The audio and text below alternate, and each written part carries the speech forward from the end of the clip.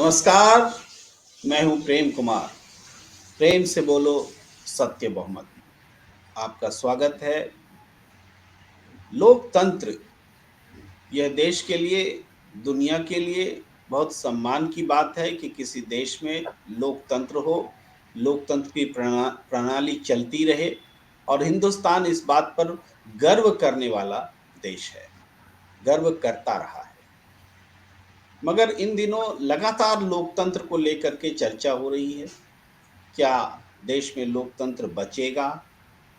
क्या देश में जो लोकतंत्र का तरीका, लोकतंत्र की जो परंपरा चल रही है, वो वास्तव में लोकतंत्र है? इस पर भी चर्चा हो रही है। और जिस स्वरूप में लोकतंत्र है, उसका भी डिग्रेडेशन, यानी उसका स्तर लगातार गिरता चला जा रहा है। आज ही कांग्रेस के नेता और पूर्व वित्त मंत्री पी चिदम्बरम जी ने इंडियन एक्सप्रेस में आर्टिकल भी लिखा है और उसमें उन्होंने कहा है कि देश जो है एक दलीय शासन की ओर जा रहा है। ये उनकी अपनी चिंता है लोकतंत्र को लेकर। लेकिन देश की दुनिया की कई एजेंसियों ने भारत की लोकतंत्र को लेकर के ग्रेडिंग फिर से करनी शुरू कर दी है।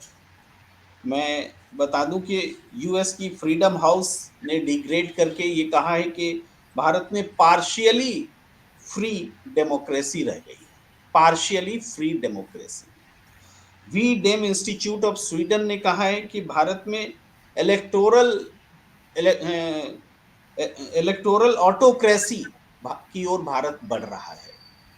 और द इकोनॉमिस्ट इंटेलिजेंस यूनिट्स की डेमोक्रेसी इंडेक्स में भारत गिर करके 53rd नंबर पर आ गया है। यानी लोकतंत्र का जो स्वरूप है उसमें भी वो गिरावट आ रही है। इस विषय पर हम चर्चा करने के लिए हमारे साथ दो विशिष्ट हस्तियां जुड़ रही हैं। हम उनसे आपसे रूबरू कराते हैं। आमतौर पर खास मुलाकात एक हस्ती के साथ हुआ करता है, लेकिन हम दो हस्तियों के साथ एक साथ खास मुलाकात करने जा रहे हैं और हम वेलकम करते हैं स्क्रीन पर। बहुत बहुत स्वागत है। हमारे साथ जुड़ रही हैं नीलू व्यास जी। परिचय की मोहताज नहीं है, जाना पहचाना नाम पूरे देश में। आप सब इनको स्क्रीन पर देखते आए हैं लंबे समय से। पॉपुलर एंकर, पॉपुलर जर्नलिस्ट, आपका बहुत बहुत स्वागत है। और हमारे साथ सत्यदेव चौधरी जी, आदरणीय, सम्माननीय, नमस्ते। श्रद्धेय राजनीतिज्ञ, कारोबारी और सीनियर सिटीजन और बहुत डेडिकेटेड लोकतंत्र के प्रति। उन्होंने तो अपनी लोकतंत्र के प्रति निष्ठा के कारण पार्टी ही बना ली, लोकतंत्र सत्य बहुमत पार्टी, जिसका आधार ही डेमोक्रेसी को ठीक करना है। ये अलग बात है कि इस उनके विचार को धीरे धीरे लोग एक्सेप्ट कर रहे हैं और वो धीरे धीरे पॉपुलर होता जा रहा है। और हम चर्चा करेंगे। सबसे पहले नीलू जी, आपसे ही सवाल।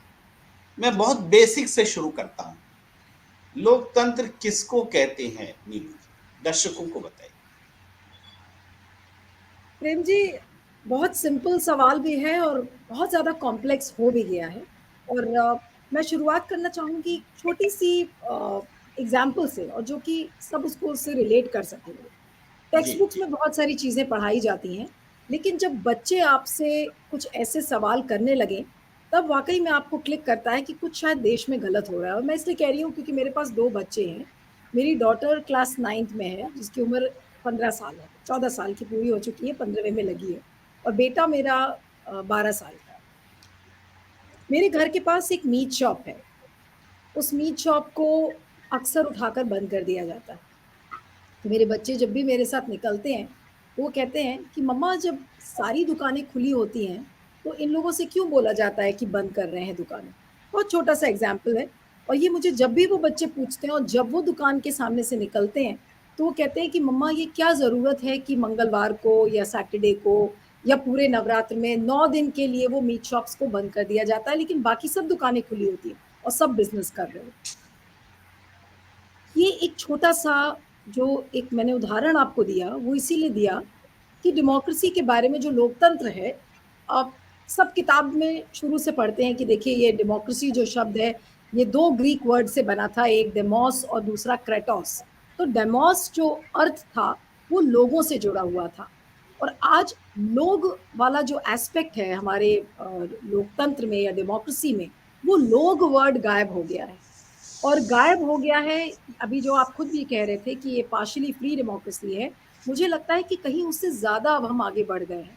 पार्शियली फ्री नहीं है, हम ये भी नहीं कहेंगे कि we are not free, but partially free से भी हम आगे एक स्केल पर पहुँच गए हैं, जहाँ पर बहुत ही गहन चिंतन और इंट्रोस्पेक्शन की ज़रूरत है। क्योंकि एक बहुत बड़ा तबका हमारे देश का है, जिसके लिए लोकतंत्र नहीं एग्ज़िस्ट कर रहा है।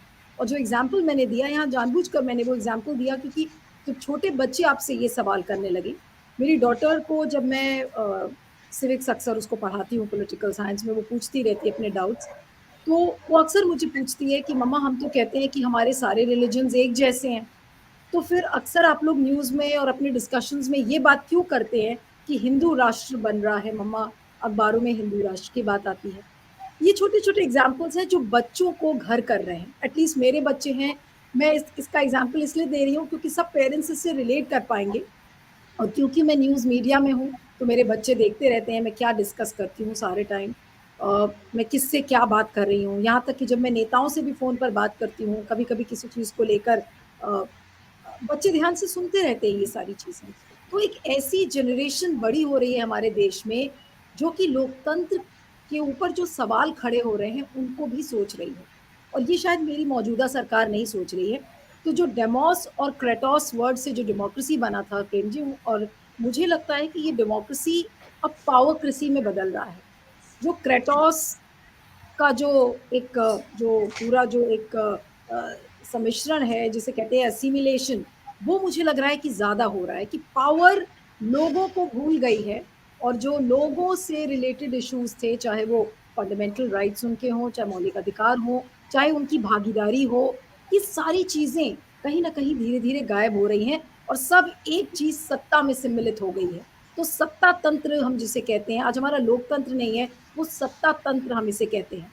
चाहे वो आज सीबीआई या ईडी का दुरुपयोग हो, चाहे मुसलमानों के राइट्स की बात हो, चाहे सिख्स के राइट्स की बात हो, चाहे फिर यहाँ पे केवल मैं मुसलमानों की बात नहीं करूँगी, बहुत सारे माइनॉरिटीज़ हैं, जिनको आज ये कहा जाता है कि भई आपके पास ये हक नहीं है या आप एक सेकंड क्लास सिटिज़न के रूप में रह रहे हैं, तो आप ज़्यादा ना बोलें।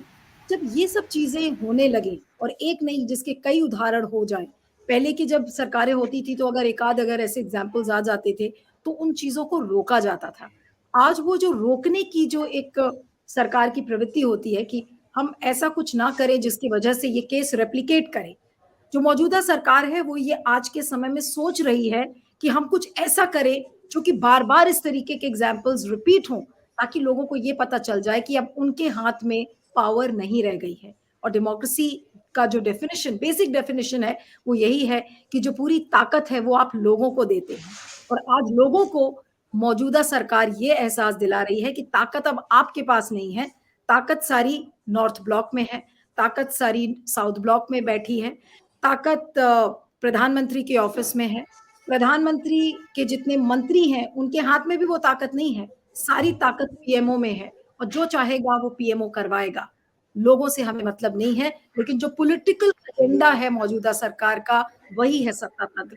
तो मुझे लगता है कि अभी मैं अपने फर्स्ट राउंड में यही आपसे कहना चाहूँगी कि ये डेमोक्रेसी नहीं है, ये सत्ता तंत्र की तरफ हम बढ़ रहे हैं और आज इस पर गहन चिंतन करने की ज़रूरत है, जो मैंने आपको 2 शुरू में एग्ज़ाम्पल्स दिए, जो मेरे बच्चे पूछते हैं और मुझे लगता है कि अगर ये छोटे बच्चे अगर इस तरीके के आज सवाल कर रहे हैं, मुझे नहीं पता और फैमिलीज़ में अगर बच्चे ज़रूर इस तरीके के सवाल करते होंगे, लेकिन क्योंकि मेरे बच्चे मुझे देख रहे हैं, रोज़ फ़ोन पर बात करते हुए, डिस्कशंस मेरे चलते रहते हैं, तो मेरे बच्चे सुनते रहते हैं कि मैं क्या लोगों से डिस्कस कर रही हूँ। तो उनके ज़हन में जब ये सवाल आते हैं और मैं जब उनको पढ़ाती हूँ, तो वो मुझे एग्ज़ाम्पल्स देके मुझे पूछते हैं कि मम्मा ये आप डिस्कशन में तो ये कहते हो और किताबों में ये लिखा है। तो ये जो विरोधाभास आ रहा है, मुझे इससे और ज़्यादा ये फीलिंग आने लगी है कि लोकतंत्र नहीं, अब हम सत्ता तंत्र में रह रहे हैं। जी। जी, नीलू जी, बहुत बेहतरीन तरीके से आपने अनुभव को जो जीते हैं, उसके सहारे ये बताया कि डेमोक्रेसी जैसी होनी चाहिए, उसको बच्चे भी महसूस नहीं कर पाते और डिफ़रेंस देख रहे हैं, पढ़ने में कुछ और जीने में कुछ और। और ये इस चीज को हम सब महसूस कर रहे हैं। आपने ये बताया कि धार्मिक और सहिष्णुता, धार्मिक पक्षपात, धर्म के आधार पर पक्षपात भी है। हालांकि पक्षपात और भेदभाव तो आर्थिक आधार पर भी है, लिंग के आधार पर भी है, और बिल्कुल। कई तरीकों से है। पर मैं अब एक सवाल टॉस करता हूं अपने श्रद्धेय सत्यदेव चौधरी जी के पास आता हूं सवाल लेकर कि इसके आगे हम बात करें, ये तो है, और हम लगातार डेमोक्रेसी में डिग्रेड होते चले जा रहे हैं। यानी जो है अपने पास उसमें भी हम और पुअर होते चले जा रहे हैं। तो ये क्यों है? ऐसा क्यों है सत्यदेव चौधरी साहब कि हम डेमोक्रेसी में हैं ऐसा कह भी रहे हैं, और डेमोक्रेसी से दूर भी जा रहे हैं, और लाचार और बेबस भी हैं? ऐसा क्यों? धन्यवाद प्रेम जी। सबसे पहले तो मैं नीलू जी को नमस्ते करता हूं, और मुझे बहुत ही अच्छा लग रहा है आपके सामने चर्चा करने में। आपके satyahindy.com के ऊपर तो मैं रोज आपकी जो चर्चा होती है शाम को 4 बजे की, वो मैं देखता ही देखता हूँ। थोड़ा बाद में देख लेता हूँ, लेकिन मैं देखता ही देखता हूँ। मुझे बहुत ही अच्छा लगता है आपकी चर्चाएं। और अब जो बात कर रहे हैं हम ये लोकतंत्र की, लोकतंत्र का मोटा मोटा मायना मैं ये मानता हूँ कि लोगों के निर्णय से एक राजनीतिक व्यवस्था होनी चाहिए। जैसा लोग चाहें वैसा होना चाहिए। और लोकतंत्र के अंदर सरकार और लोग होना तो यही चाहिए कि थोड़ा बहुत सरकार जरूर डरे लोगों से, लेकिन लोग तो बिल्कुल ना डरे। या यही मान लो कि ना सरकार डरे ना लोग डरे। आज हम इतना डर और नफरत के माहौल में फंस गए, तो इसका एक कारण यही रहा जो मैंने अपने जीवन में अनुभव किया। हमने हर बारी वोट दिए, हर बारी टैक्स दिए व्यापारी होने के नाते। तो इस जिस राजनीतिक व्यवस्था को हमने आरंभ किया, एक ऐसी मूलभूत चूक हमने कर रखी है कि जिसके अंदर चुनाव से पहले या चुनाव के बाद में हम बहुमत का निर्णय नहीं कर पा रहे हैं। ना तो हमें ये पता चुनाव से पहले कि बहुमत चुनाव हो जाने के पश्चात किसका बनेगा। मोटी मोटी बातें हम दो ही मान लेते हैं कि या तो आप ये कहिए कि भाई जिसके सांसद ज्यादा होंगे उसका बहुमत माना जाएगा, या आप ये कहिए कि जिसके वोट ज्यादा होंगे उसका बहुमत माना जाएगा। तो ना तो हमारे पास ये स्पष्ट है कि सांसदों का बहुमत माना जाएगा या वोटों का बहुमत माना जाएगा। और चुनाव होने के बाद फिर हम एक ऐसे जादुई आंकड़े के चक्कर में फंस गए कि 272 सांसदों का समर्थन होना चाहिए, तब आपको बहुमत से सरकार बनेगी। ये 272 सांसदों के समर्थन का जो आंकड़ा है, ये जादुई आंकड़ा कहाँ लिखा हुआ है? किसी संविधान में लिखा है, किसी एक्ट में है, या कोई ऐसा ऑथोराइज डॉक्यूमेंट होगा जिसकी वजह से ये बात मानी गई? तो ये मेरे तो बिल्कुल समझ में नहीं आया कि ये किस प्रकार का बहुमत। और शायद इस बहुमत को हम स्पष्टीकरण नहीं कर पा रहे हैं, स्पष्टीकरण नहीं है बहुमत का। इसी वजह से ये सारी नफरत, डर और भय का वातावरण एक हमारी राजनीतिक व्यवस्था में बना हुआ है। थोड़े से पूंजीपतियों के लिए ये राजनीतिक व्यवस्था बन गई, और बाकी के जितने भी लोग हैं 99% से ज्यादा लोगों के लिए ये लोकतंत्र की व्यवस्था है ही नहीं। मेरा तो ये मानना है। तो जी, बहुमत का फैसला करिए, बहुमत का फैसला हो जाएगा तो शायद लोकतंत्र भी जिंदा हो जाएगा। जी। मैं चौधरी साहब की ने जो दलील दी, वहाँ से फिर मैं आपके पास आता हूँ नीलू व्यास जी, कि जब सरकार जो हम बना रहे हैं, उसको बनाने में ही जब बहुमत से सरकार बने, जनता के बहुमत से सरकार बने, इसका कोई फ़ॉर्मूला तय नहीं है। राष्ट्रपति डिप्यूट कर देते हैं या राज्यपाल मनोनीत हो जाते हैं। ये डिप्यूट करना, मनोनीत करना, ये तो डेमोक्रेटिक नहीं है। और बिल्कुल। इसके अलावा जो चुनाव होते हैं, हम देखते हैं कि पूरी सदन जो है, चाहे लोकसभा लीजिए, विधानसभा लीजिए, अरबपतियों का जमावड़ा है। आम लोग नहीं पहुंच पा रहे हैं सदन में। बहुत ज्यादा चुनाव में खर्च हो रहा है, काला धन का प्रयोग हो रहा है। और इसके अलावा जो, चूंकि बहुमत स्पष्ट नहीं है, तो सदन में चुने जाने के बाद दूसरे दलों के विधायकों को तोड़ लेना, बनी बनी सरकार को गिरा देना, और अपनी सरकार कैसी बची रहे इसकी चिंता करते रहना, इसमें ही पूरा 5 साल निकल जाता है। बिल्कुल। तो जनता क्यों नहीं सबसे पहले एक ऐसी व्यवस्था को हम लाएं जिसको कह सकें कि जनता का शासन है, रोज रोज सरकार गिरने का डर ना हो। उदाहरण के लिए जैसा सत्यदेव चौधरी जी ने कहा कि चलो सांसदों का बहुमत ले लो, मैजिक फिगर क्या होता है, मैजिक फिगर के चक्कर में जोड़ तोड़ होती है।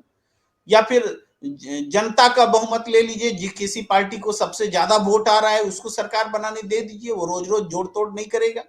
ये अगर एक व्यवस्था सही हो जाएगी तो बहुत सारी चीजें क्या यूं ही सही नहीं हो जाएगी। जी नीलू जी। बिल्कुल। नहीं, आप जो व्यवस्था की बात कर रहे हैं, वो व्यवस्था जब तक जनता नहीं जागरूक होगी, मुझे लग रहा है कि नहीं होगा। और वो इसलिए मैं कह रही हूँ कि जब आपको याद होगा कि जब 2014 में जब पहला चुनाव हुआ था और जिस तरीके से जो पूरा एक कैंपेन बीजेपी गवर्नमेंट ने माउंट किया दो कि क्षमा देखिए। कीजिए नीलू जी, आप हाँ। मुझे याद दिला रही हैं कि 2014 में देश आजाद हुआ था उस नहीं, नहीं, वक्तव्य नहीं, की। मैं बिल्कुल ये नहीं कह रही हूँ। मैं ये कह रही हूँ कि जनता में एक उम्मीद जगाई गई थी उस समय। उसमें ये कहा गया था कि देखिए एक नया बदलाव आएगा, मोदी जी एक नया बदलाव करेंगे। लोगों ने सोचा कि नरेंद्र मोदी आएँगे तो एक नई उम्मीद आएगी, क्योंकि एक ऐसा नैरेटिव यूपीए की सरकार के बारे में उस समय बन रहा था कि ये बिल्कुल एक पैरालिटिक गवर्नमेंट है, जहाँ पर पॉलिसी को नीतिगत जो फैसले हैं वो बहुत धीरे होते हैं, भ्रष्टाचार है। वो बात दूसरी है कि जो भी भ्रष्टाचार की बात की गई वो कोई साबित नहीं हो पाया। चाहे 2G हो, चाहे कोल स्कैम हो, सब नोशनल वैल्यूज की निकल आई। ठीक है, वो कैंपेन खड़ा किया गया और कैंपेन, झूठा कैंपेन जो पॉलिटिकल पार्टीज खड़ी करती हैं, आज जो आप लोकतंत्र में जो व्यवस्था की आप बात कर रहे हैं, वो व्यवस्था, उस व्यवस्था को कायम करने के लिए आज लोगों की भागीदारी जो आप कह रहे थे वो बहुत जरूरी है। आज जनता को क्या किया जा रहा है? जनता को तो बिल्कुल नींद में झोंक दिया गया है कि भाई नींद, आप एक ऐसी दवाई आपको पिलाई जा रही है बार बार, जिसकी वजह से आप उसी निद्र अवस्था में ही रहोगे। आपको, आप जग कर पूछोगे ही नहीं सवाल। आज की जनता सवाल पूछना भूल चुकी है कि आज अगर ये कोई चीज गलत हो रही है तो क्यों गलत हो रही है।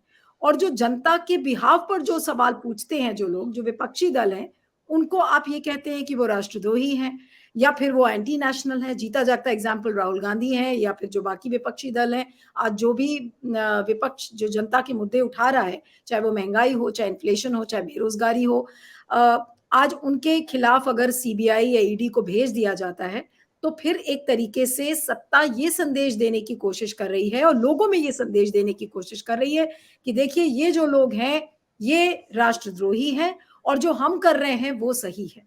और उसमें जो पूरा जो जनता को जिस तरह से जागरूक करना चाहिए, उसमें मिट्टी लगाने का काम, एक तरीके से मैं बहुत प्लेन शब्दों में कहूंगी, तो वो सोशल मीडिया करता है कि अपनी अफीम के ज़रिए ये इंश्योर कर रहा है कि वो जनता कभी जागरूक ना हो, वो जनता कभी भी सत्ता में बैठे लोगों से सवाल ही ना करे। मेरे अपने परिवार के अंदर और मुझे लगता है कि हर फैमिली के अंदर ये चीज़ें हो रही होंगी कि अगर आप मोदी जी के विरोध में बोल रहे हैं, तो आपको बिल्कुल निष्कासित कर दिया जाता है, अपने परिवार में ही आप आइसोलेट हो जाते हैं। कि अरे! ये कैसे हो गया, आपने मोदी जी के खिलाफ सवाल कर लिया। मुझे ये बताया जाता है कि आप पत्रकार होने के नाते क्योंकि आप बार-बार मोदी जी पे सवाल खड़ा कर रही हैं, इसीलिए देखिए आप कहीं मेन स्ट्रीम पे नज़र नहीं आती। मेरे परिवार के अपने लोग मुझे ये कहते हैं कि अरे कभी ना कभी तो समझौता कर लिया करो, क्या फ़ायदा है, समझौता कर लोगी तो अच्छे चैनल्स पे चली जाओगी, पोज़ीशन अच्छी मिल जाएगी, पावर अच्छी मिल जाएगी। कई लोग कर भी रहे हैं। लेकिन सवाल ये है कि आज जिस सिस्टम की हम बात कर रहे हैं, जिस व्यवस्था की आप बात कर रहे हैं, उस व्यवस्था के लिए आज लोग भी बहुत ज़िम्मेदार हैं। हम कह रहे हैं हमारा लिटरेसी लेवल बढ़ रहा है, हम स्कूल जा रहे हैं, हम पढ़ाई का लेवल, हम पढ़ाई का स्तर बढ़ा रहे हैं। लेकिन हम समाज कैसा पैदा कर रहे हैं? एक ऐसा समाज जो कि सोता रहेगा, उसको जो बताया जाएगा वही सब सही है और उसकी जो सवाल करने की शक्ति है, वो अगर खत्म हो गई है, तो फिर कहाँ है लोकतंत्र? जो आपका बेसिक सवाल है कि और जो मुझे लगता है कि सत्यदेव चौधरी जैसे जो लोग हैं, जो आज एक पार्टी बनाई है जिन्होंने इस पूरे आधार को लेकर, तो आज जनता को इस चीज़ पर जागरूक कैसे किया जाए? हम आज छोटे बच्चों को टेक्स्ट बुक्स में पढ़ाकर और उनको छोड़ दिया जाता है। आज क्यों ना इस तरीके की वर्कशॉप्स हों, क्यों ना एक ऐसे लेवल पर एजुकेशन को लाया जाए, जहाँ पर लोगों में सोचने की और समझने की वो शक्ति आए कि भई ये गलत अगर हो रहा है, चाहे आज इकोनॉमिक डिस्क्रिमिनेशन हो रहा है, सोशल डिस्क्रिमिनेशन हो रहा है, लोग सवाल क्यों नहीं कर रहे हैं कि भाई मोदी जी आपने तो कहा था कि आप एक नई उम्मीद और एक नया बदलाव लेकर आ रहे हैं। लेकिन आज क्या हो गया 8 साल में? 8 साल में ठीक है, हमने इकोनॉमिक एडवांसमेंट ज़रूर किया होगा, हमारी जीडीपी ग्रोथ बढ़ गई होगी। मोदी जी ये कहते हैं कि हमारी जो ग्लोबल जो स्टैचर है भारत का वो बढ़ गया होगा, सब भारत के प्रति नतमस्तक हैं, ये बताया जा रहा है हमें। लेकिन कोई भी व्यक्ति जो आज ये सवाल कर रहा है कि भारत के अंदर हम समाज अपना कैसा पैदा कर रहे हैं, वो व्यक्ति आज सत्ता की नजरों में और सबकी नजरों में वो एक विलेन बन जाता है। चाहे वो प्रेम जी हो, चाहे आज मैं हूं, मेरे जैसे जितने पत्रकार हैं, अगर आज वो इस चीज पर सवाल खड़ा करते हैं कि ठीक है इकोनॉमिक एडवांसमेंट हो रहा है, लेकिन इकोनॉमिक एडवांसमेंट के साथ साथ अगर आपके समाज में शांति नहीं है, आपके समाज में एक व्याकुलता है कि लोग किस तरीके से जी रहे हैं, हमारा पड़ोसी अगर अगर एक माइनॉरिटी कम्युनिटी से आ रहा है, उसके अंदर एक डर है, भय है, नफरत का माहौल है, तो क्या आप एक ऐसा समाज बनाकर आप ये कहेंगे कि नहीं देखिए भारत की जीडीपी बढ़ गई? आज वो अंदर जो झांकने की शक्ति है वो कहीं ना कहीं खो चुकी है। और ये बात मुझे लगता है कि सत्ता नहीं समझ रही है। सत्ता को ये लगता है, जो मौजूदा सरकार है, वो जब बाहर मोदी जी जाते हैं तो कहते हैं, या फिर जितने भी मौजूदा मंत्री हैं वो ये कहते हैं कि कितनी शर्मनाक बात है, राहुल गांधी ने ये कह दिया कि देखिए हमारा लोकतंत्र खत्म हो रहा है। लोकतंत्र खत्म हो रहा है तो बात सही है, सिर्फ इलेक्टोरल डेमोक्रेसी की हम बात नहीं कर सकते कि देखिए हमने जितने भी हमारे राज्य हैं हमने सब जगह एक फ्री एंड फेयर इलेक्शन करा दिया, या हमारे देश में अगर हर 5 साल में इलेक्शन हो रहा है तो हमारा लोकतंत्र कायम है। एक सोशल डेमोक्रेसी की जो हम बात करते हैं, और आज का जो मुद्दा है मुझे लगता है जो आपकी चर्चा का है, जिस पर की गहन चिंतन और इंट्रोस्पेक्शन की जरूरत है, कि इलेक्टोरल डेमोक्रेसी हम उसको कहते हैं कि ठीक है आपने हर 5 साल में चुनाव कराया, आपका चुनाव हो गया, लेकिन चुनाव के जो बाद की प्रक्रिया है कि आप कैसा समाज बहाल कर रहे हैं, आपकी जो सत्ता है, आपने किस तिकड़म से आपने सरकार को तोड़ा, जो आप बात कह रहे थे कि किस तिकड़म से आपने सरकार बना ली, सरकार तोड़ दी, जो कि कितने एग्जाम्पल्स हैं इस समय, उस पर लोग सवाल नहीं कर रहे हैं। और ये सबसे बड़ा इस समय चिंता का विषय है। आज क्यों नहीं लोग सवाल कर रहे हैं इस चीज को यहीं से लेकर, क्यों? नीलू जी, यहीं से सवाल उठता है कि लोग सवाल करके भी क्या करें। मैं आपसे दोहराता हूं कि देखिए आजादी के बाद तो सरकारें बदलती रही, जनता बेचैन हुई, जनता ने जेपी आंदोलन किया, अन्ना आंदोलन किया, सरकार बदली, जनता गुस्सा गुस्सा करके सरकार बदल करके भी देख चुकी है। अब जनता को लगता है कि बेचैन होने का भी कोई फायदा नहीं, क्योंकि सरकार किसी की भी बने, बात वहीं पर आती है। तो मैं अब यहां से नीलू जी मैं जवाब लेना चाहता हूं सत्यदेव चौधरी जी से। क्यों चौधरी साहब, जनता निराश हो गई है, सवाल नहीं कर रही, जो नीलू जी कह रहे हैं, तो मुझे लगता है बहुत सही कह रही है। जनता क्यों करेगी सवाल? करने से क्या होना है? सरकार का मान लीजिए कांग्रेस की आ जाएगी, पहले भी तो थी कांग्रेस की सरकार, क्या हो गया या अब क्या हो जाएगा? जी देखिए, मैं नीलू जी की बातों से, सब बातों से सहमत होते हुए ये समझना चाह रहा हूँ कि लोगों के ऊपर आप इतनी जिम्मेवारी क्यों डाल देते हो? लोगों ने या जनता ने तो आपको वोट देके सरकार बना दी। अब ये जिम्मेवारी तो सरकार की है ना कि लोगों को शिक्षित करें, लोगों को जागरूक करें, लोग उनसे सवाल करने से ना डरें। ये वातावरण तो सरकार ने बनाना है। लोग थोड़ी कह रहे हैं कि जी कि हम डर के जिएंगे यहाँ पर, या हम डरना चाहते हैं। इसकी 2-3 बातें मैं आपको छोटी-छोटी बोलता हूँ। हमारी लोगों को जागरूक करने का या उनको शिक्षित करने की एक राजनीतिक व्यवस्था से ही मैं जोड़ना चाहता हूँ इस बात को। जैसे ही आपने 18 साल वाले को वोटर बनाया, वोटर बनाने के लिए कितने विज्ञापन करते हैं कि वोटर बनो, वोटर बनो, वोटर बनो। जैसे 18 साल की उम्र पार करते ही एक वोटर बनाना पता नहीं कितना महान काम है। लेकिन वोटर बनाने से पहले आपने उसको स्कूल तक ही है, वोट 18 साल का बच्चा तो 18 साल के युवा तो स्कूल ही पार किया होगा।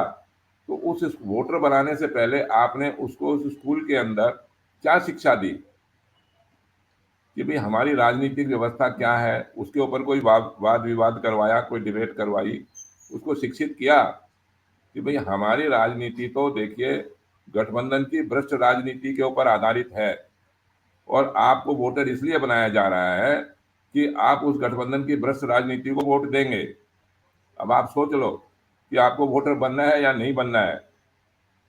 तो जिस राजनीतिक व्यवस्था में वोटर बनाने वाले को शिक्षित नहीं किया जाता, उसको समझाया नहीं जाता, तो ये या आप ये मानिए कि जो राजनीतिक दल सरकार में आ गए या विपक्ष में आ गए, सत्ता में आ चुके हैं, क्या उनको भी ये समझाना पड़ेगा कि आप भ्रष्टाचारियों को, अपराधियों को टिकट मत दीजिए? जो नेता पहले से इतनी देर तक सत्ता में रह चुके हैं, क्या हम ये उम्मीद करें उन लोगों से कि भई ये झूठे नारे, झूठे भाषण देंगे और झूठे गरीब लोगों को झूठ बोल बोल के, इनको भ्रमित करके, इनके वोट लेके और उन भ्रष्टाचारियों और अपराधियों को जितवाएंगे और फिर उनके समर्थन से ये सरकार बनाएंगे? तो ऐसी राजनीतिक व्यवस्था में से तो आप लोकतंत्र, मुझे तो लगा ही नहीं कि कोई लोकतंत्र, सपने में भी कोई मिल सकता है लोकतंत्र इसके अंदर।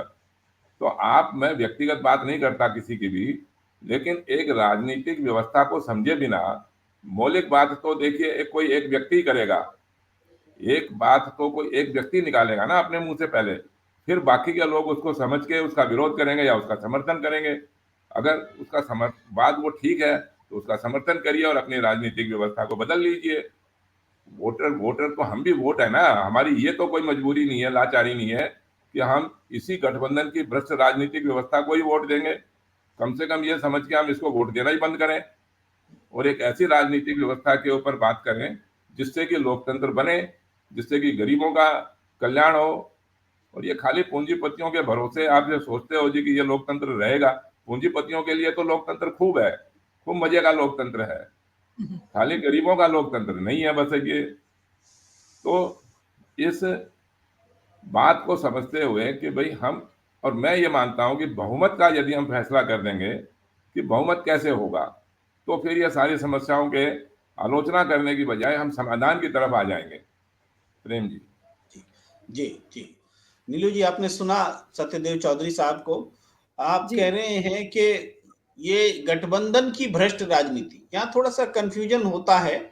ऐसा लगता है कि जैसे चौधरी साहब जो वन पार्टी सिस्टम के फेवर में चले जा रहे हैं, लेकिन ऐसा नहीं है। मेरी उनसे बात भी होती रहती है और यहाँ भी हमारी बात की वो पुष्टि करेंगे। वो वन पार्टी सिस्टम नहीं, वो डेमोक्रेसी की बात कर रहे हैं। जब चुन करके आप आ जाते हैं, एक दूसरे के खिलाफ चुनाव लड़ते हैं, तो आपको क्या हक है चुनाव के बाद में गठबंधन करने का? वहां पर कह रहे हैं सरकार बनाने के लिए भ्रष्ट तरीके से गठबंधन करना, सांसदों की खरीद फरोख्त करना, यहां पर सत्यदेव चौधरी जी फोकस करना चाहते हैं कि अगर इस तरीके से सरकार बनेगी, सरकार बनने का तरीका ही गलत होगा, तो वो सरकार गलत ही तो व्यवहार करेगी। अगर पूंजीपतियों के चंदे से अगर चुनाव लड़ा जाएगा, तो सरकार तो पूंजीपतियों को मदद करेगी। और हम देख रहे हैं अडानी प्रकरण उसका जीता जागता उदाहरण है। इलेक्टोरल फंडिंग में सबसे ज्यादा पैसा अगर एक पार्टी को मिलता है तो वो भारतीय जनता पार्टी है। तो वो पार्टी उन उद्योगपतियों को अगर मदद कर रही, तो इसमें आश्चर्य क्या है?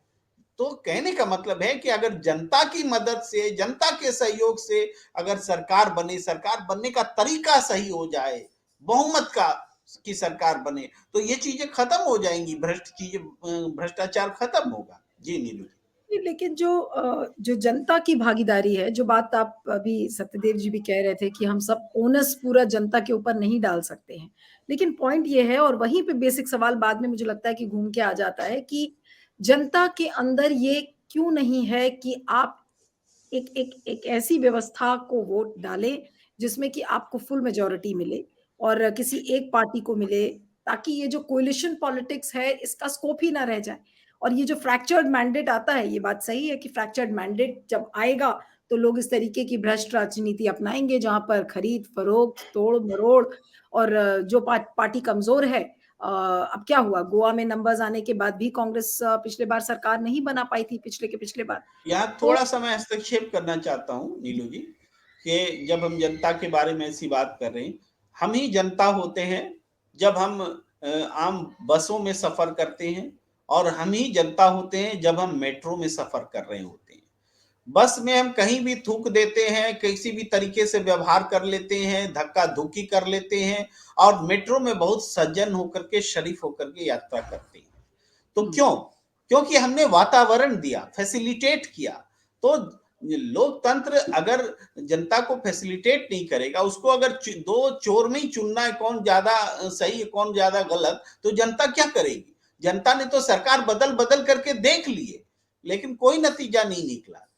जी नहीं, आप सही कह रहे हैं कि एनवायरनमेंट देना सरकार का काम है, फैसिलिटेट करना सरकार का काम है, लेकिन और जनता जिस तरीके से सरकार का वो काम है कि उसको फैसिलिटी देनी है जनता को ताकि जनता आराम से रहे, लेकिन जनता की जो जिम्मेदारी है, मैं बार बार जनता पे इसलिए आ रही हूँ क्योंकि जनता मुझे ये चीज क्योंकि अंदर से बहुत परेशान करती है, क्योंकि आज ये टॉपिक लोकतंत्र का है, तो लोकतंत्र में हम जनता की भागीदारी की बात करते हैं। जो बेसिक प्रमाइस है लोकतंत्र का वो यही है कि equal participation of the people.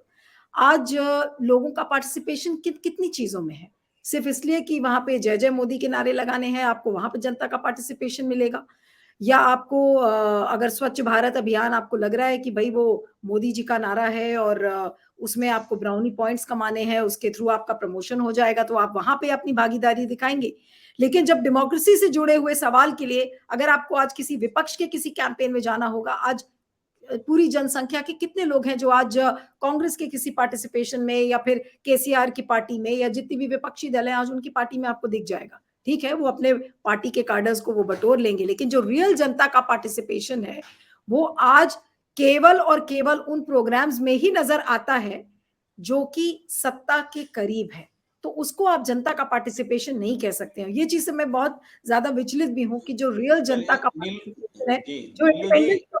जी। आप मुझे अंदर से उद्वेलित कर रही हैं बीच में हस्तक्षेप करने के लिए। नहीं नहीं, बोलिए बोलिए बोलिए सर। जी जी, कि जी कि जनता को दरअसल देखिए इस देश में जनता ने बड़े बड़े आंदोलन किए हैं, ट्रेड यूनियन अधिकार के मैं लिए जगह जगह हड़तालें की हैं, मैं 8 घंटे एग्जैक्टली की। इसीलिए कह रही हूं कि कहाँ है वो जनता जिसने की स्वतंत्रता की इतनी बड़ी लड़ाई लड़ ली। उस समय क्या इस, माहौल इस उस समय। जी, जी इसका इसका उत्तर मैंने आपको दिया भी कि जनता निराश हो चुकी है।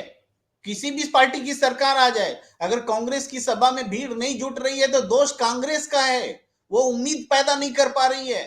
अगर आप उम्मीद पैदा नहीं करेंगे, जनता को लगेगा कि यही सरकार आएगी फिर वही बिल्कुल। होगा, तो वो नहीं क्यों नहीं उसकी रैली में जाएगी। जी नहीं नहीं, बिल्कुल ये बात आपकी सही है, और इसके लिए मैं जहां तक जनता के सवाल करने की शक्ति है वो मैं उस पर कह रही हूँ, लेकिन जो बात आप विपक्षी दलों की बात कर रहे हैं, मैं यहाँ पर उनकी मैं तरफदारी नहीं करना चाहती हूँ। जो कमी है विपक्ष की, आज वो सबसे बड़ी कमी विपक्ष की यही है कि जनता के बीच में वो एक क्रेडिबल ऑल्टरनेटिव बनाकर नहीं ला पा रहे हैं। आप किसी भी लोग से बात करिए जो कि मोदी प्रिय व्यक्ति अगर आज इस देश में है, तो वो ये कहेगा कि ठीक है मोदी जी में 10 गलतियां हो या मोदी सरकार की 10 गलतियां हो, लेकिन क्या गारंटी है कि जो अगली सरकार आएगी और वो ये गलती नहीं दोहराएगी। इससे अच्छा है कि भाई ठीक है जो मौजूदा हालात है वो चल रहे हैं। ये जनता में एक फीलिंग है कि there is no other alternative other than Modi, और ये इस चीज के लिए अगर कोई भी जिम्मेदार है तो वो आज विपक्षी दल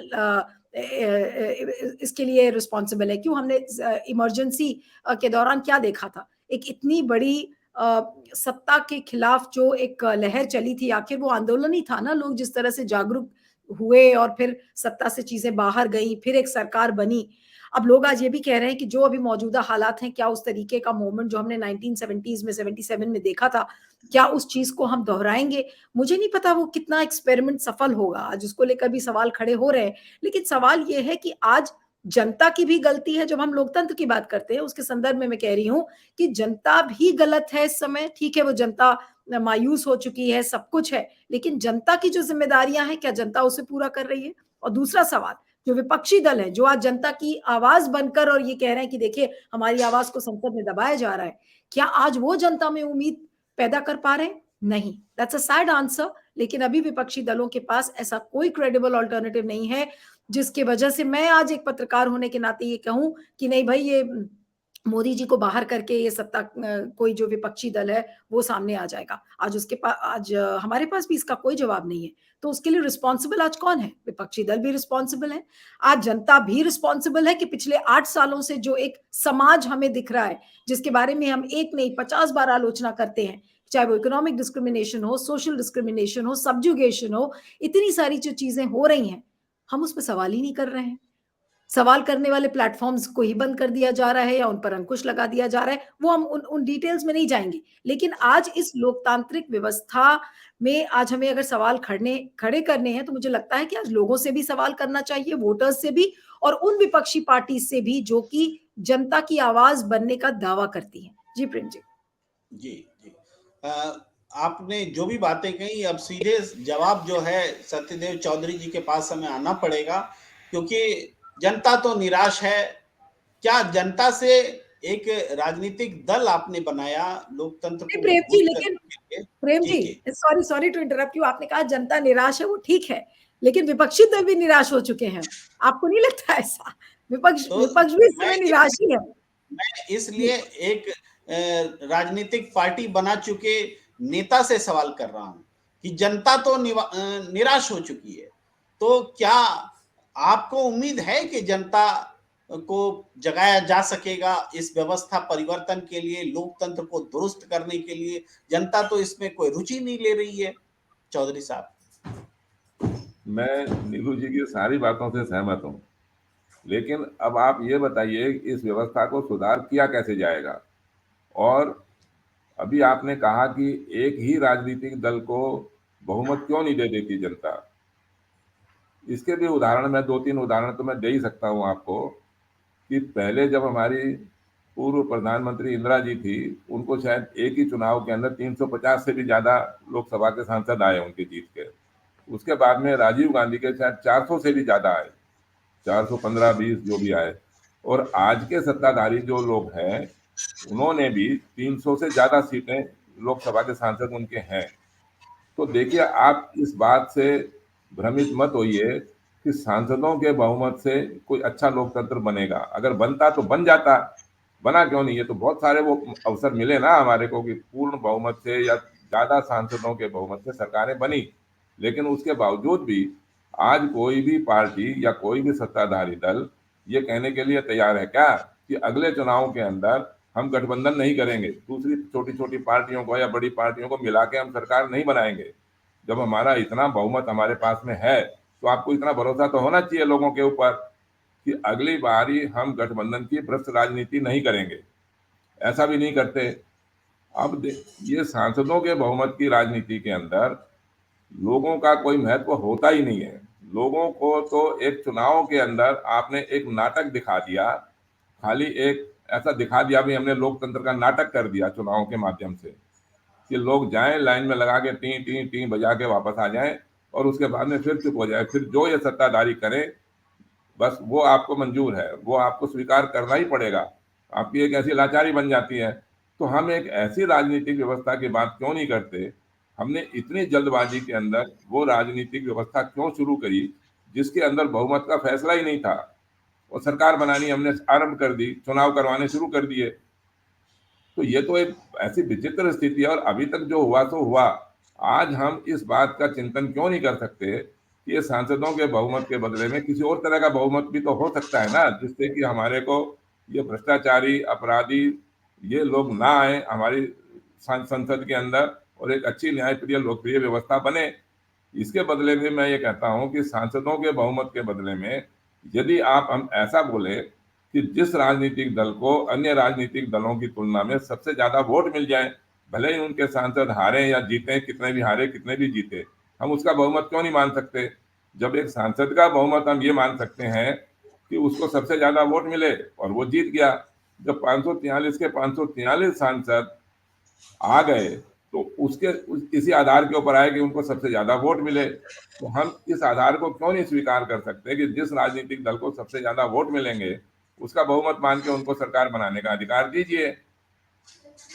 अब मान लो 300 हमारे इस राजनीतिक व्यवस्था में हमारे मतदाताओं का कोई महत्व ही नहीं है, कोई भूमिका नहीं है, कोई प्रभाव नहीं है।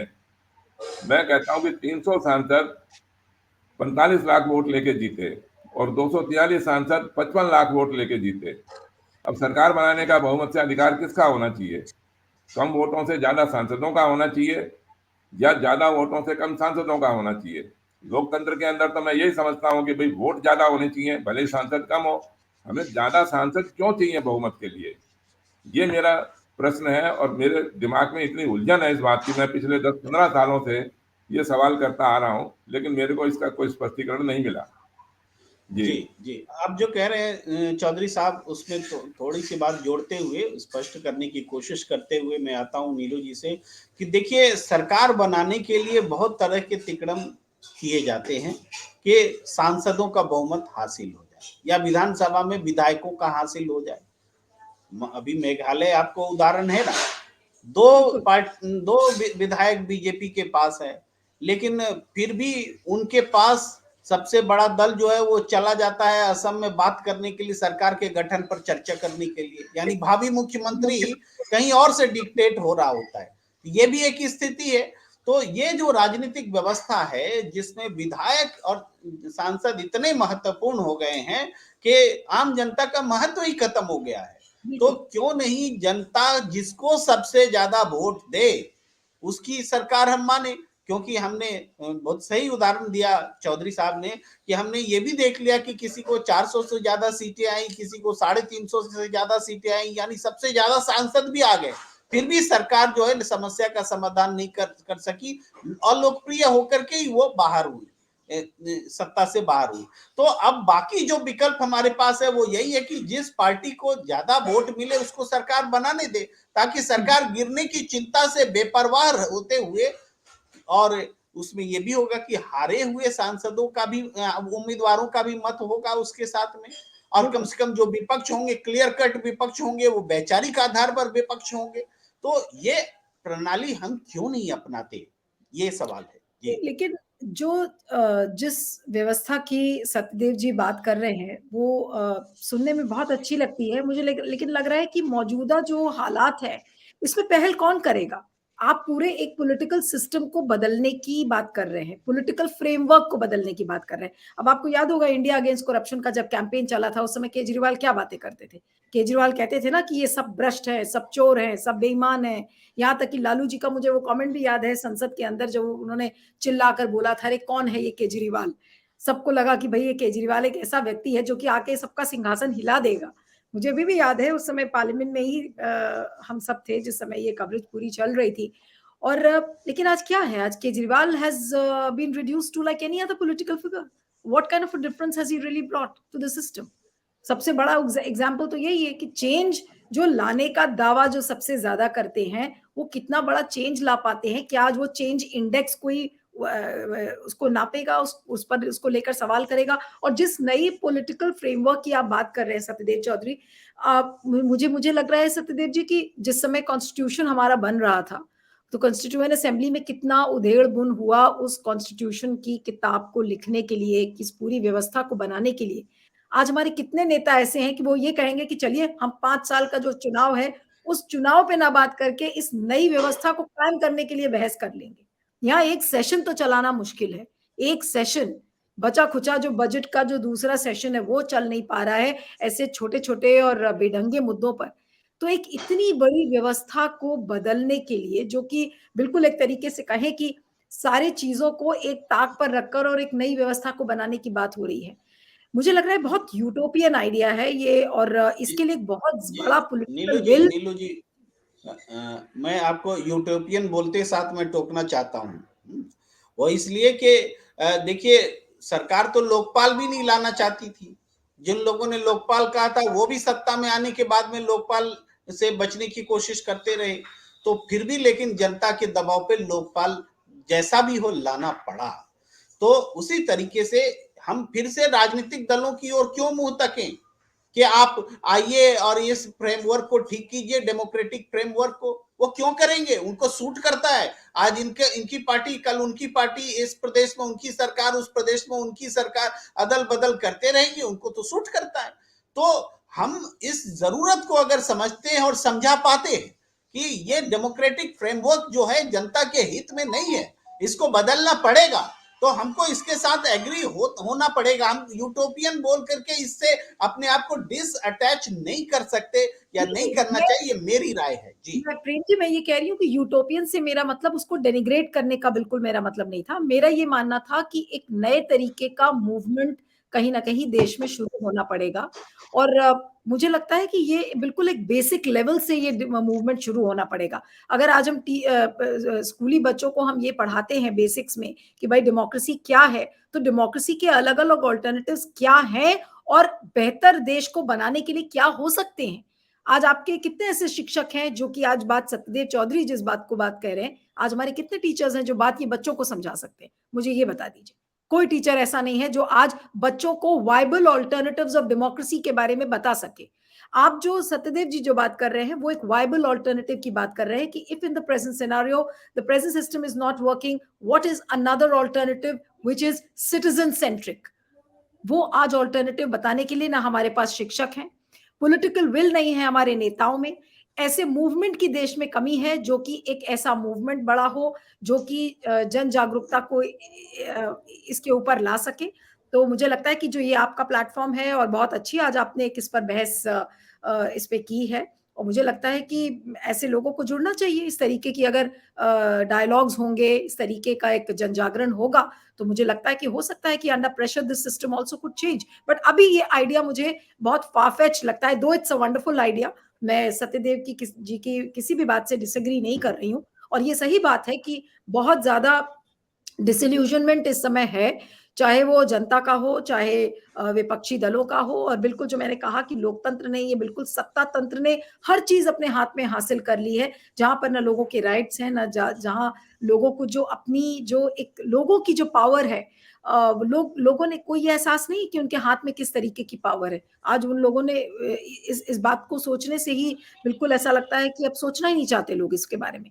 तो एक जो नए पॉलिटिकल फ्रेमवर्क की जो आप बात कर रहे हैं, मुझे लगता है कि इसको लेकर एक बहुत एक बड़े मूवमेंट की जरूरत है। मैं ये नहीं कह रही हूँ कि नहीं हो सकता है यूटोपियन, मैं इसलिए कह रही थी क्योंकि जो मौजूदा हालात हैं उस संदर्भ में ये यूटोपियन लगता होगा, लेकिन एक देखिए, बड़ा आपका ये शब्द मुझे बहुत पसंद आया कि नए मूवमेंट की जरूरत है ना? आप चिंतन कर रही हैं, बोल रही हैं, सोच रही हैं, और उससे एक बात और निकली। मैं आखिरी शब्द लेने जाऊंगा सत्यदेव चौधरी जी के पास, लेकिन आपने जो बताया कि ये कितना मुश्किल है लोगों को समझाना, ये इस फ्रेमवर्क को बदलने के लिए जो बिल्कुल अल्टरनेटिव विचार है, ये समझाना बिल्कुल कितना नहीं, मुश्किल मैं है। इसलिए तो कह रही हूँ प्रेम जी, अगर आप आज समझाने जाएंगे तो जैसे अरविंद केजरीवाल को पहले ये कहा जाता था कि भाई ही इज एन एनार्किस्ट, आज आपको भी एनार्किस्ट का लेबलिंग मिलेगी कि आप तो बिल्कुल जी, जो एक जी, बचा बचाया एक फ्रेमवर्क है, आप उसको हटा के बेदखल करके आप पता नहीं क्या लाना चाह रहे हैं, जिसका जी, सक्सेस रेट और स्ट्राइक रेट हमें नहीं पता है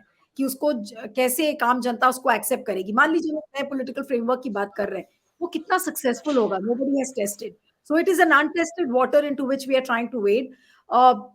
उसके लिए बहुत ज्यादा होमवर्क, बहुत ज्यादा एक्सपेरिमेंटेशन, बहुत ज्यादा डायलॉग मूवमेंट, मतलब बहुत ज्यादा पार्टिसिपेशन और लोगों के पार्टिसिपेशन की जरूरत है, जिसमें कि इंटेलेक्चुअल्स हों, पॉलिटिकल पीपल की भी उसमें जरूरत पड़ेगी। ऐसा नहीं कि इसमें 4 लोग बैठ जाएंगे और वो इस चीज की इसके ऊपर फैसला कर लेंगे, ऐसा नहीं है। ये बहुत बड़ी चीज है और एक बहुत बड़ा इशारा भी है कि हमारा भविष्य क्या हो सकता है, उसको लेकर एक ये बहुत बड़ा रोड मैप है मुझे लगता है। जी प्रेम जी, सॉरी टू जी, इंटरप्ट यू। बहुत महत्वपूर्ण बात आप जोड़ रहे थे। अब मैं सत्यदेव चौधरी साहब के पास आखिरी टिप्पणी के लिए जाता हूँ। जी चौधरी साहब, ये आपका महत्व तो मेरी नजर में और बढ़ गया, हमारे दर्शकों की भी नजर में, कि इतना मुश्किल काम जो कि नीलू व्यास जी बोल रही होना लगभग मुश्किल असंभव सा लगता है। हर क्षेत्र में लोगों को जगाना पड़ेगा, ये ट्यूटर्स को भी नहीं पता कि क्या बताएं।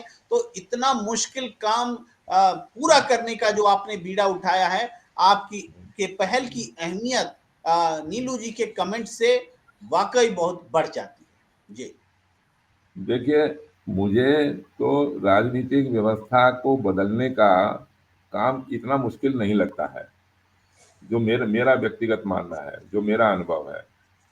क्योंकि राजनीति के आरंभ से ही, आज़ादी के बाद से, ना तो पहले वाले नेताओं ने इस बहुमत का फैसला किया और लोकतंत्र कहना शुरू कर दिया कि हम लोकतंत्र की राजनीतिक व्यवस्था के अंदर सरकार बनाएंगे, लोकतंत्र को स्वीकार करते हुए हम सरकार राजनीति करेंगे, लेकिन उसमें बहुमत का फैसला नहीं होगा। बहुमत का फैसला करने वाले हम ही हैं सिर्फ, चाहे वो किसी व्यवस्था से भी होंगे, वो लोग नहीं करेंगे, बहुमत का फैसला हम करेंगे। और उसी तरीके की बात को, बहुमत का फैसला जो आपने अभी नीलू जी बोला, इनका केजरीवाल जी का, उन्होंने और सारी बातें करी होंगी, लेकिन क्या उन्होंने एक भी सवाल बहुमत के ऊपर उठाया? क्या आज भी वो उस बहुमत के ऊपर बात कर रहे हैं? या आज के जो सत्ताधारी लोग हैं, क्या वो उस बहुमत के ऊपर चर्चा करने के लिए तैयार हैं? किसी भी अपनी रैली में, भाषण के अंदर, किसी भी अपनी मीटिंग के अंदर क्या ये बहुमत के ऊपर चर्चा करते हैं?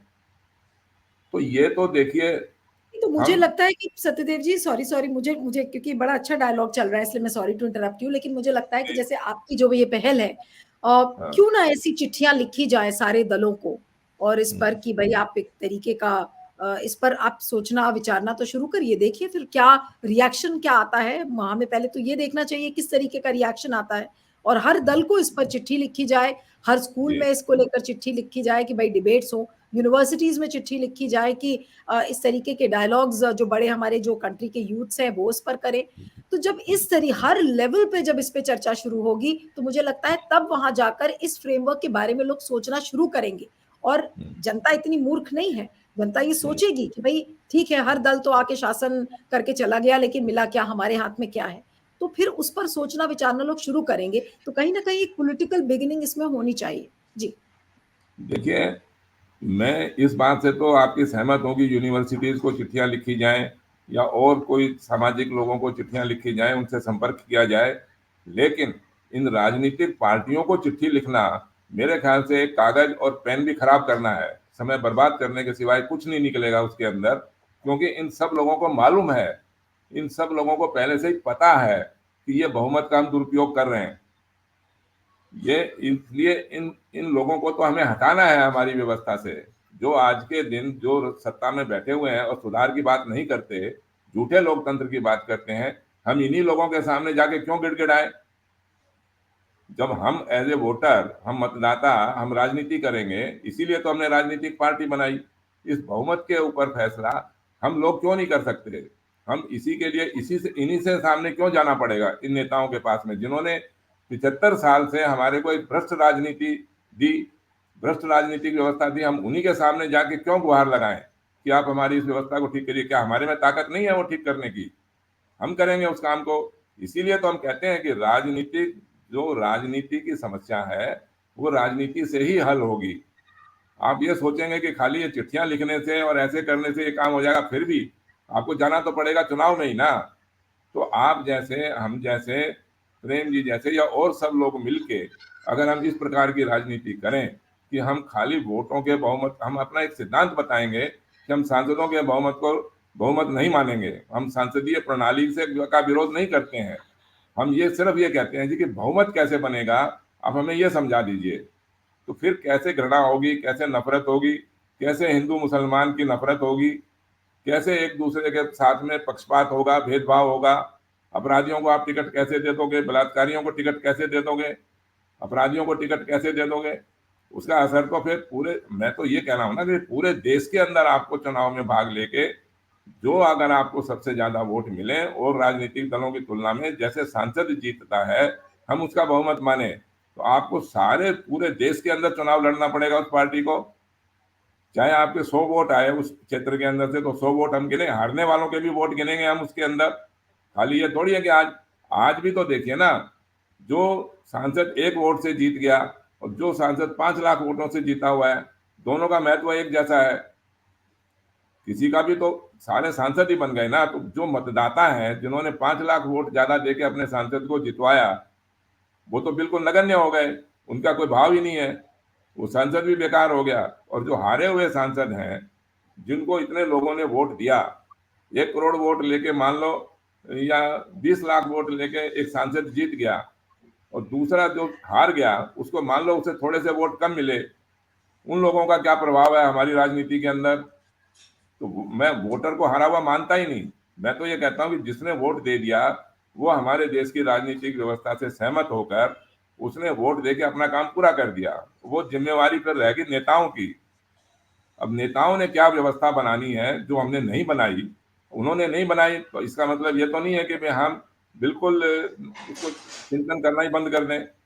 हम सोचेंगे उसके ऊपर। अगर हमने ये बोला है कि भाई वोटों के बहुमत से सरकार बननी चाहिए, तो हम तो वोटर को शक्तिशाली बनाना चाहते हैं, वोटर को इस लोकतंत्र का मालिक बनाना चाहते हैं। अब देखिए ना, एक और मैं आपको बात बताता हूँ, हमारी संसदीय प्रणाली, संसदीय जो जादुई आंकड़े के अंदर आपको सरकार बना, चुनाव होने के बाद सरकार बनाने से पहले आप कहते हैं जी कि 272 सांसदों का बहुमत होगा तभी सरकार बनेगी। तो ये क्यों है? पहली बात तो ये सवाल है, ये इसका कहीं मेरे को तो कोई स्पष्टीकरण मिलता नहीं है। चलिए आपने 272 या कुछ और ज्यादा लोगों का समर्थन लेके सरकार बना ली, फिर आपको जाना पड़ता है उसका बहुमत को सिद्ध करने के लिए। मतलब पहले तो सरकार बना लो, बिना बहुमत के भी सरकार बना लीजिए, और फिर आपको सिद्ध करने के लिए संसद में जाना है फ्लोर टेस्ट के लिए, वहां आपको 272 चाहिए ही नहीं। ये तो आपके सामने ही है, पिछले 75 सालों से तो हम देख ही रहे हैं। वहां पर फिर खाली जो संसद में उपस्थित है उनका बहुमत चाहिए, तो जो संसद में नहीं है वो कहाँ चले गए, क्या हो गया उन लोगों को? वहां अगर संसद में 400 ही लोग हैं तो 201 से ही बहुमत बन जाएगा। अरे 2 दिन पहले तो आप कह रहे थे कि 272 के बिना बहुमत हो ही नहीं सकता। इसका मतलब हमारी राजनीतिक व्यवस्था में सिवाय भ्रष्टाचार करने के, सिवाय गठबंधन करने के, सिवाय खरीद फरोख्त करने के, ये राजनीतिक व्यवस्था है ही नहीं, जो शुरू से ही है। ये कोई आज की नई बात नहीं है। हाँ, ये जरूर है कि आज के नेताओं ने भी उसके ऊपर कोई चिंतन नहीं किया, कोई उसके ऊपर ऐसा बात नहीं सोची कि जिससे इसका तोड़ निकले, कोई इसका विकल्प बने। हमने इसका विकल्प बनाया कि भाई इस बहुमत का फैसला करो, इस बहुमत का फैसला हो जाएगा तो ये सारी बातें सब ठीक हो जाएंगी। तो सबसे पहले तो हम हमेशा जब भी बात करते हैं तो बात करने लग जाते हैं सरकार बन जाने के बाद में, कि सरकार बनने के बाद में हमारे इस पार्टी ने, इस नेता ने ऐसे कर दिया, ऐसे कर दिया। लेकिन जब समस्या इस सरकार बनाने से पहले की है, सरकार हमने बनाई थी ठीक तरीके से नहीं, हमने सरकार ही भ्रष्टाचार के आधार के ऊपर बनाई, तो फिर आगे की बात करना तो बेकार है ना। फिर आगे की बात करने तो के लिए तो समय बर्बाद करना है। तो मेरा खाली अब आप लोगों से यही निवेदन है कि अपनी चर्चाओं में अपने बात को इसको समझकर इस बहुमत के ऊपर हम चर्चा करें और बहुमत का फैसला करवा दें। आज वो पहले वाला जमाना नहीं है। आज तो एक बात जो आप बोलते हो वो 1 मिनट के अंदर अंदर भी नहीं लगता है, सारी पूरी दुनिया में फैल जाती है वो बात। तो लोगों को इतना शिक्षित और इतना जागरूक करना इतना मुश्किल काम नहीं है आज के जमाने में। और हर आदमी को एक अच्छी व्यवस्था चाहिए, गरीब से गरीब आदमी को भी अच्छी व्यवस्था चाहिए। वो उसको कोई पैसा लेके वोट देने का कोई मजा नहीं आ रहा, जो तो मजबूर है, लाचार है, वो करे क्या? ये शिक्षा देना, ये जागरूक करना तो हमारे जो बुद्धिजीवी, जो पत्रकार लोग हैं, जो नेता लोग, जो अच्छे बुद्धिजीवी लोग हैं, ये उन लोगों का काम है। तो अब हम लोगों ने तो देखिए, मैंने तो आखिरी समय तक मैं जितना भी मेरे में सामर्थ्य है, जो मेरे में बुद्धि है, मेरा कोई पॉलिटिकल ग्राउंड तो है नहीं जो, लेकिन मैंने इस बात का संकल्प जरूर लिया है कि मैं अपनी आखिरी समय तक मैं इस बहुमत के फैसले के ऊपर बात करता रहूंगा, चर्चा करता रहूंगा। और मेरा यह मानना है कि जब तक इस बहुमत का फैसला नहीं होगा तो आप जितनी मर्जी आलोचनाएं करते रहिए, टाइम पूरा होता रहेगा, समाधान के ऊपर हम नहीं आएंगे। समाधान इसका यही है कि जब तक आप इस बहुमत का फैसला नहीं करोगे तो एक अच्छी राजनीतिक व्यवस्था बनने वाली नहीं है।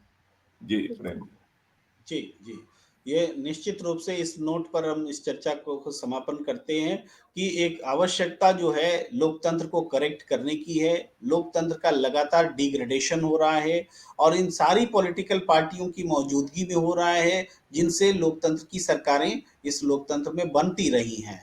तो अब उन्हीं लोगों से उम्मीद करना बहुत ज्यादती होगी, उन लोगों पर जो इस व्यवस्था में जीने के आदी हो गए हैं। हमें एक निश्चित रूप से इस फ्रेमवर्क को बदलने के लिए इस पहल को बड़ा करना होगा, इंटेलेक्चुअल्स को आना होगा, लोगों को समझाना होगा। ये बहुत मुश्किल काम भी नहीं है। जनता के लिए बात करना अगर मुश्किल काम है तो फिर आसान काम किसे कहेंगे। ये इसी नोट पर हम आज की चर्चा को खत्म करते हैं। और बहुत बहुत आभार नीलू जी, आप इस चर्चा में शरीक हुई। मैं भी और बहुत अच्छा लग सत्यदेव रहा है मेरे चौधरी को जी। नीलू जी से बात करने में। मेरा सौभाग्य है कि मैं नीलू नहीं नहीं जी सर, थैंक यू सो जैसे मच। पत्रकार, मेरा कोई ऐसा अनुभव नहीं है ना, और मैंने यदि कोई भी ऐसा बात बोल दी हो तो उसका कृपा करके आप बुरा मत नहीं मानना। नहीं सर, प्लीज। और